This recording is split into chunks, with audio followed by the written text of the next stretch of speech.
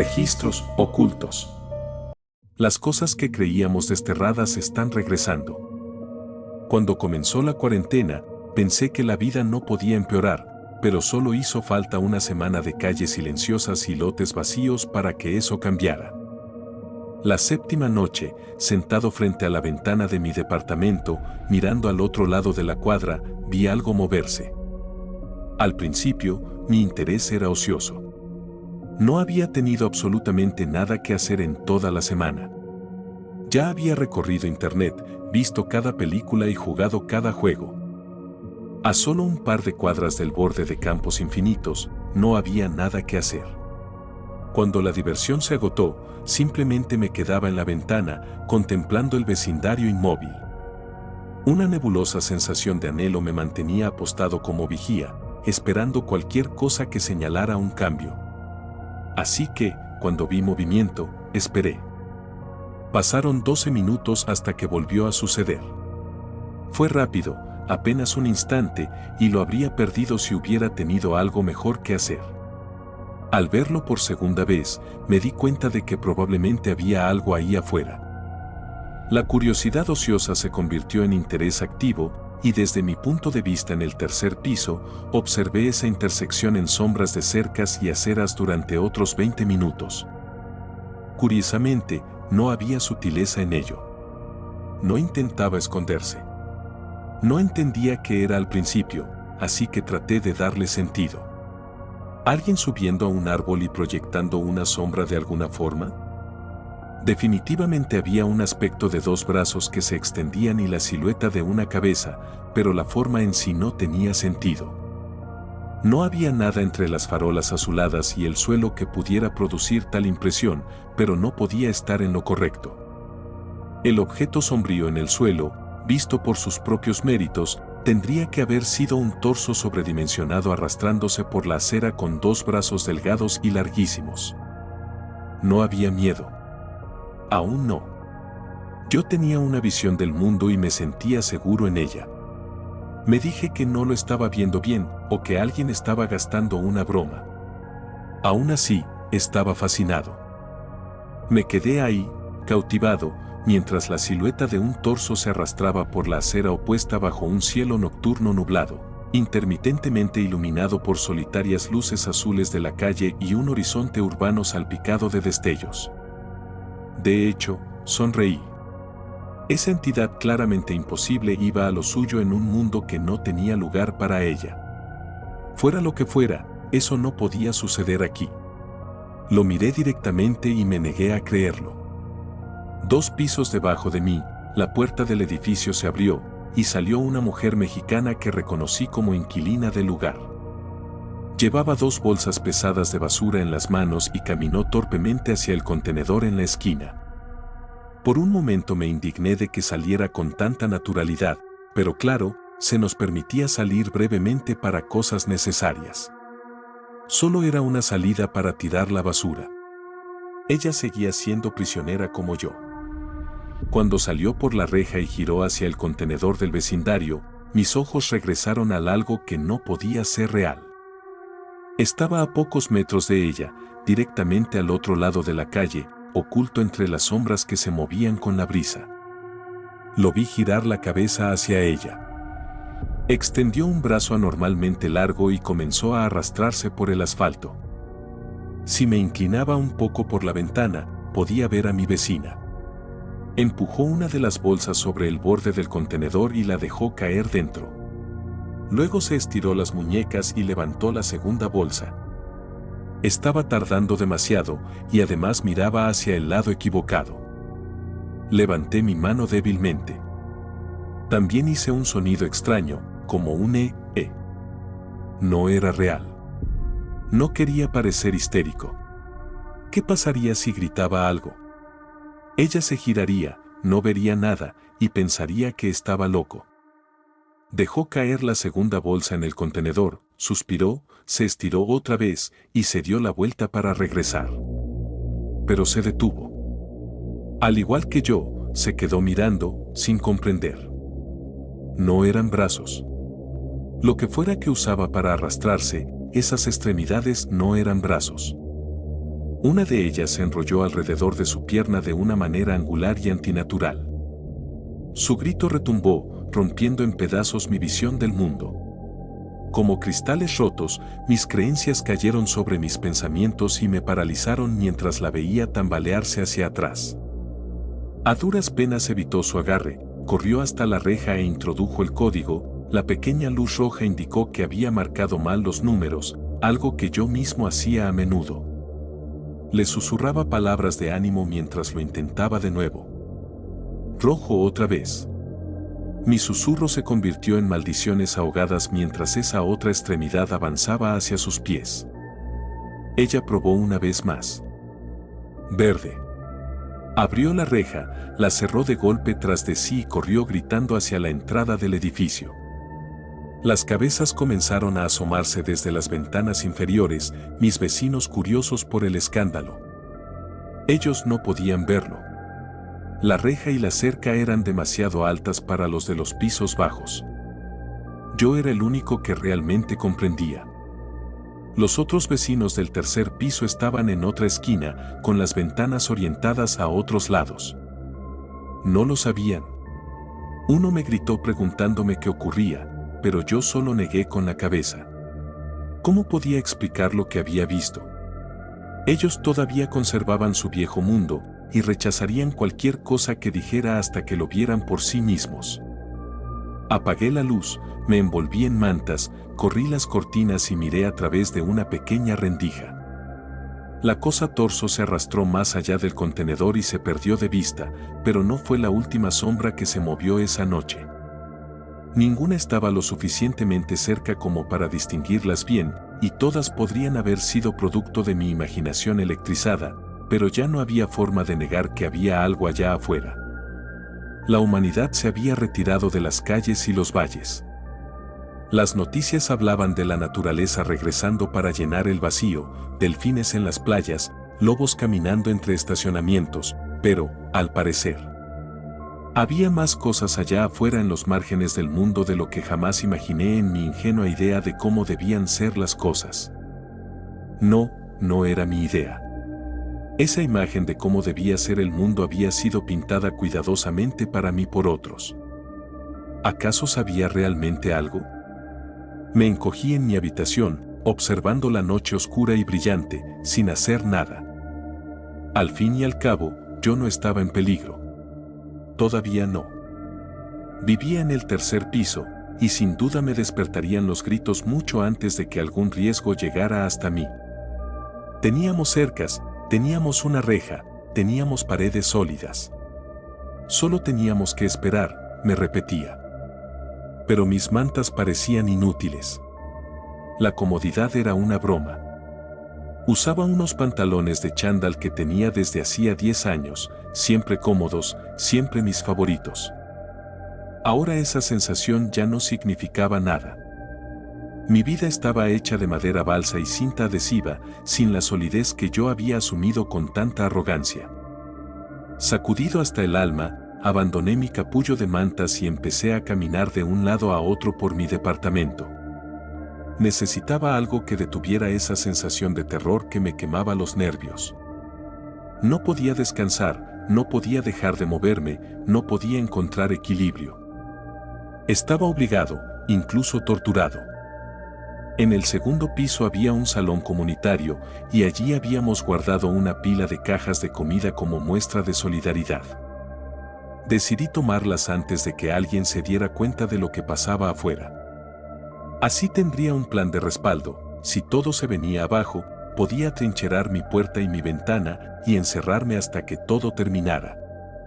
Con un plan así, al fin podría acabar con ese miedo insoportable que me destrozaba los nervios. Sabía que estaba mal. Me sentía avergonzado durante todo el trayecto por el pasillo y las escaleras. Esperaba que nadie me viera, porque si alguien me sorprendía, no sería capaz de hacerlo. Al llegar al salón, sentí alivio y decepción al mismo tiempo.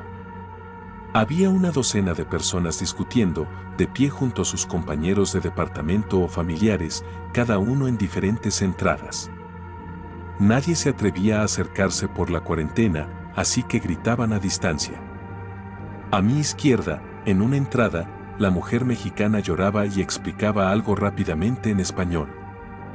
Al otro extremo, un hombre que había visto recogiendo el correo del buzón de Dosa escuchaba atentamente mientras cargaba a su hijo pequeño. El de Dosa informó. Algún tipo de animal salvaje. Primero era un monstruo, ahora un animal salvaje, se quejó una madre con 3 hijos, junto a otra salida. ¿Todo este alboroto solo por un animal? La mujer mexicana me vio, abrió los ojos, me señaló y comenzó a soltar una ráfaga de palabras emocionadas. El de Dosa me miró. Dice que el de 3 la vio ser atacada. Oh, Dios. Se había dado cuenta de que la estaba observando. Todos los ojos se posaron en mí mientras tartamudeaba. No fue nada, solo un gato callejero. Un coro de suspiros se oyó, y un estudiante universitario, en la esquina más lejana, levantó los brazos con fastidio. Al diablo con esto, me voy a dormir. Los demás negaron con la cabeza y comenzaron a retirarse por sus pasillos. La mujer mexicana me miró confundida y furiosa, exclamando: ¡Un gato! ¡Un gato! Luego se fue, indignada. Cuando todos desaparecieron, avancé más al interior del salón. Con el corazón desbocado, abrí los gabinetes de la cocina comunitaria, tomé las cajas de comida en mis brazos y corrí de vuelta a mi apartamento. ¿Qué significa exactamente ser una mala persona? Me hice esa pregunta mientras empujaba mi sofá contra la puerta y ladeaba el colchón contra la ventana, dejando solo una rendija para vigilar el exterior. Seguro en mi improvisado búnker, con comida acumulada y rodeado de vecinos que serían alcanzados primero y gritarían si algo sucedía, al fin pude dormir. Cuando desperté a la mañana siguiente, fue por gritos, esta vez afuera. Al correr la cortina, el terror de la noche anterior volvió de golpe. Vi al de Dosa corriendo de un lado a otro por los estrechos pasillos cubiertos de hiedra entre las casas de un piso que no eran parte de nuestro edificio. A mi izquierda, un camión de reparto de supermercado se alejaba a toda velocidad. En el lugar donde el camión y el hombre se habían encontrado quedaba un montón de bolsas, mientras él sujetaba 2 contra el pecho en una especie de juego mortal de persecución con... ¿Qué demonios era eso? No era una sombra medio vista tambaleándose en la noche. Aquello corría. Sangraba, pero no estaba herido. Las gotas carmesí humeaban bajo el sol, quemando el césped. Dosa le lanzó una de sus bolsas y corrió en dirección contraria. Y yo era una mala persona. Había soñado con esa vergüenza. Y, empujado por ese dolor, ahora una tortura peor que mis nervios deshechos, finalmente grité. A la izquierda. Dosa levantó la vista, más allá de las cercas cubiertas de hiedra, y me vio. A la izquierda. Insistí, señalando. Está rodeándote. Quiere cortarte el paso. Apretó la bolsa que le quedaba y corrió hacia la izquierda. La criatura sangrante embistió con sus colmillos contra la cerca donde él habría estado, encontrando solo madera. Alguien sostenía abierta la puerta principal del edificio. Recordando los problemas con el código la noche anterior, grité. Abre la reja. La reja, ábrela para él. La mujer me miró, sorprendida. La reja. Abre la reja. Finalmente comprendió, corrió, mantuvo presionado el botón desde nuestro lado y abrió justo a tiempo para que Dosa atravesara corriendo. Ella pensó en ir a recoger algunas de las bolsas de víveres que habían quedado en la acera, pero primero me miró. Negué con la cabeza. La cosa que corría sangrando ya venía por el pasillo de hiedra. Con sabiduría, eligió cerrar la reja. Se detuvo lo justo para tomar una foto entre los barrotes y luego corrió de vuelta al edificio. Las voces fuertes en el salón comunal habían pasado a gritos. Cuando llegué, Dosa estaba exaltado. Alguien se llevó la comida de aquí. No habría tenido que pedir víveres antes de tiempo si la reserva todavía estuviera. El estudiante universitario respondió, encogiéndose de hombros. Ya intenté hablar de esto en línea. Nadie nos cree. Publiqué la foto que uno se tomó de esa criatura sangrante, pero dicen que es un Photoshop barato. Dosa insistió. Alguien se llevó la comida. Alguien aquí sabía lo que pasaba afuera y no hizo nada.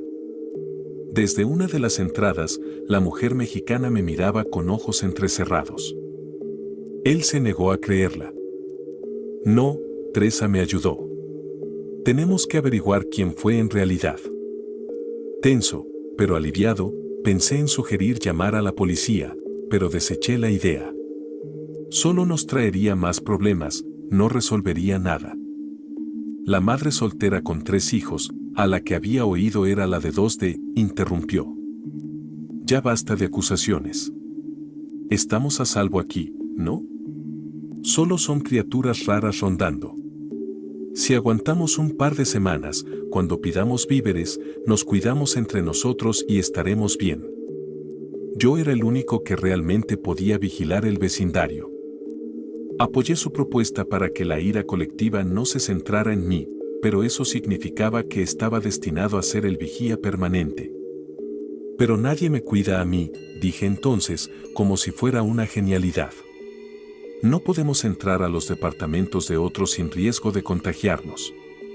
Así que yo no puedo salir a buscar entregas. ¿Podrían darme algo de comida cuando vigilo por ustedes? La tensión se disipó mientras mis vecinos aceptaban la propuesta.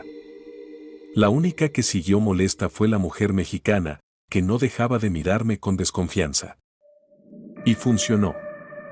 Durante 5 semanas no tuve que correr ni un solo riesgo y mis vecinos no se dieron cuenta de la cantidad de víveres que se acumulaban en mi sala y en mi cuarto, mientras cada uno me entregaba una caja, una lechuga, una bolsa de manzanas o lo que fuera que pudieran dar en cada entrega. Todas las familias pedían víveres y nadie conocía el calendario de los demás, así que nunca notaron que yo gritaba indicaciones 10 o 15 veces al día. No solo era comida. También llegaban suministros médicos, videojuegos, películas, juguetes para niños, a veces ropa. Básicamente éramos abastecidos por completo por repartidores agotados que no se atrevían a salir de sus vehículos. Ellos también sabían que había criaturas horribles rondando las calles vacías. Y, como nosotros, no podían hacer otra cosa que resistir. Mis pilas de cosas comenzaron a crecer tanto que me preguntaba cómo seguir ocultándolas. Mi espacio vital se llenaba. Si alguien llegaba a ver aunque fuera un vistazo dentro de mi departamento, sabía que algo terrible pasaría. Aún así, tenía pesadillas de culpa. ¿Pero qué otra opción tenía? No quería salir allá afuera. No quería arriesgar mi vida. Nadie cuidaba de mí. 6 semanas completas de cuarentena. Estaba solo en mi abarrotado departamento, aún envuelto en mantas, aún mirando por la pequeña rendija de la ventana, cuando apareció la grieta en mi plan. Ya había visto todo tipo de horrores rondando las calles, criaturas sangrantes que corrían, torsos arrastrándose con extremidades imposibles, lobos serpenteantes, pero esto era peor. El destructor llegó en forma de un golpe en mi puerta. Me quedé helado. Avancé con cuidado hacia la entrada, evitando tropezar con las cajas amontonadas. ¿Hola? Pregunté a través de la puerta de madera cerrada. Hola, soy 2D. La madre soltera con 3 hijos. Tragué saliva. Sí. Nos estamos quedando sin dinero. Ya no podemos pedir cosas. Estoy preguntando si alguien tiene algo que pueda compartir. La lengua me pesaba al mentir. Lo siento, yo tampoco. Se me acabó todo. Está bien, contestó, decepcionada. Perdón por molestarte. Se fue, pero yo no me moví durante 1 hora entera. Solo me quedé de pie, mirando las cajas apiladas. Mi tesoro acumulado era lo único que me mantenía cuerdo, lo único que me dejaba dormir. Pero aún así, me atormentaban sueños de culpa. Más tarde esa noche, cuando todos dormían, Bajé sigilosamente y dejé una caja grande llena de comida frente a la puerta de 2D. Con una sonrisa, regresé a mi apartamento y, por primera vez en 2 meses, dormí tranquilo. Problema resuelto. Excepto que 4 días después, la familia de 1S quedó sin dinero y empezó a pedir donaciones. Y una semana después, el anciano de 3B, mi vecino directo, a la vuelta de la esquina, también se quedó sin dinero y fue pidiendo ayuda. La reunión comunitaria en el salón fue distinta esa vez, silenciosa. Cada uno en su esquina, separados, todavía sin atreverse a acercarse. El padre de 1E habló con tristeza: vamos a morir aquí si no hacemos algo. ¿Dónde está el gobierno?, preguntó 3B. ¿Dónde está la policía? El estudiante universitario resopló. Tienen miles de edificios como este de los que preocuparse, viejo. No van a venir. Dijeron que la cuarentena sería solo 2 semanas, y ya vamos para el 3er mes. 3B titubeó. ¿Pero nos darán dinero, comida? 2D no podía mirarnos a los ojos. Entre sollozos dijo: vi a mi esposo. 2 veces se quebró antes de continuar. Murió hace más de 1 año. Me pidió que lo dejara entrar. Cuando le dije que no podía, porque había sido un maldito abusivo, se dio la vuelta y era un cadáver hecho de escarabajos que lo habían desenterrado y usaban su cara. Se tapó el rostro, llorando abiertamente. Se rió de mí. Ni siquiera quería entrar. Solo quería atormentarme. El estudiante universitario murmuró, horrorizado: ¿qué mierda le está pasando al mundo? Todos sabíamos que empeoraba. Mientras los repartidores disminuían, los espacios vacíos entre los bolsillos de humanidad se hacían más grandes. Según lo que se leía en internet, las ciudades estaban bien, la mayoría de los pueblos también, pero nosotros estábamos en los márgenes, junto a campos abiertos. La civilización no tenía idea de lo que estaba regresando. Alguien, no recuerdo quién, lo dijo en voz alta: lo que todos pensábamos, vamos a tener que salir. Matar a esas cosas. Tal vez hasta comerlas. Como cazar, solo que los animales también pueden pelear. Una oleada de náusea me golpeó al imaginar comer la carne sangrante de aquella cosa o la carne escamosa de un lobo serpiente. Pero luego recordé: yo no tendría que comer nada. Yo tenía mi propia reserva. Dosa me señaló. Las labores de vigía ahora son de coordinación para la caza. Tú mandas. ¿Aceptas? Asentí lentamente. Fabricaron armas improvisadas, ramas afiladas robadas de los árboles frente al edificio. Y esperamos.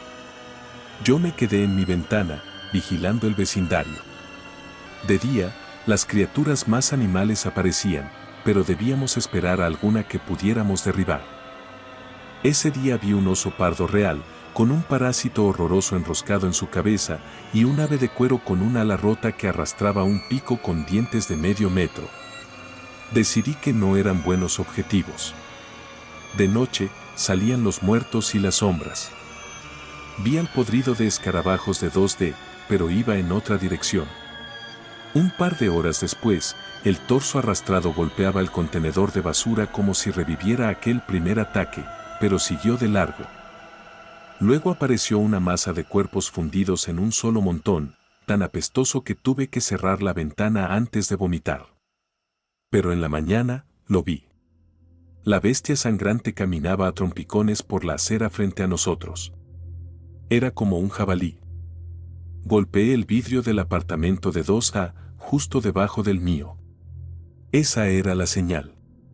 En menos de 2 minutos, una docena de vecinos salió por la entrada y se alineó tras la reja. Yo observaba al monstruo hasta que comenzó a husmear entre los arbustos. Entonces levanté el puño. Dosa abrió la reja y encabezó la carga.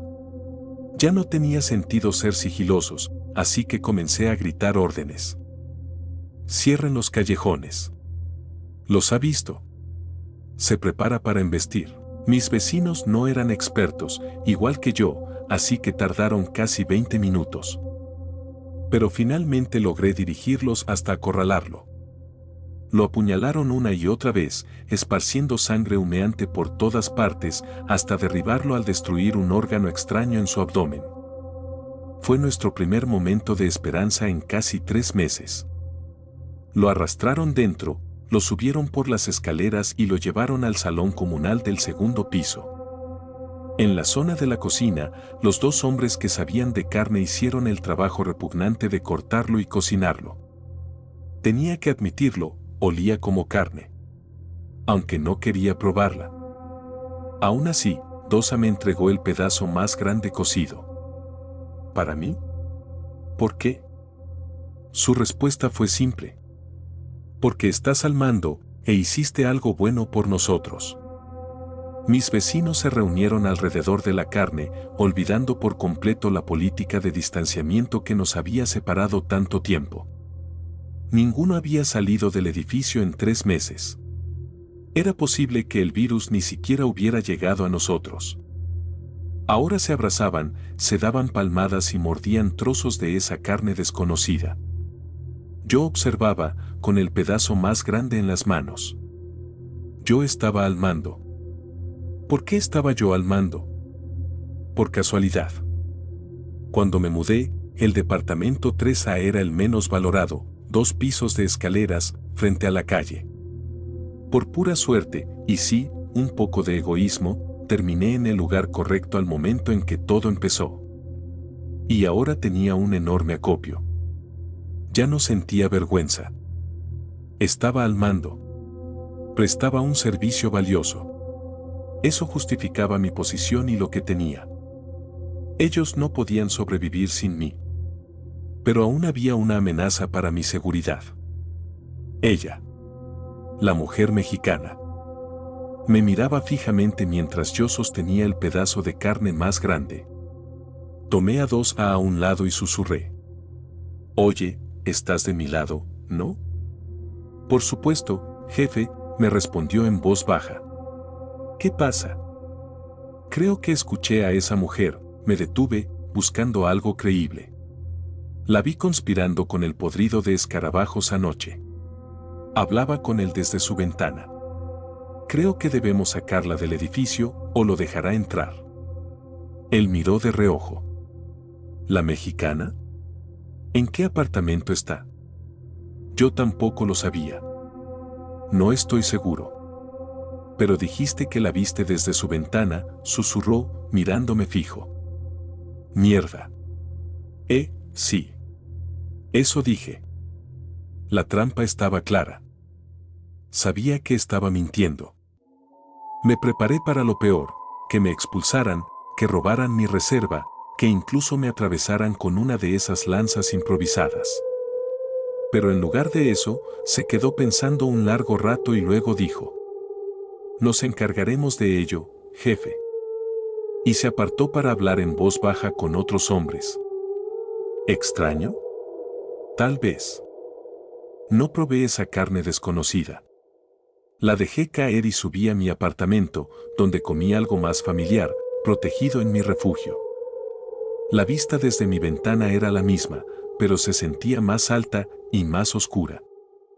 Ya no tendría más pesadillas de culpa. Yo estaba seguro. Estaba al mando. Tenía todo lo que necesitaba. Y eso era lo único que importaba.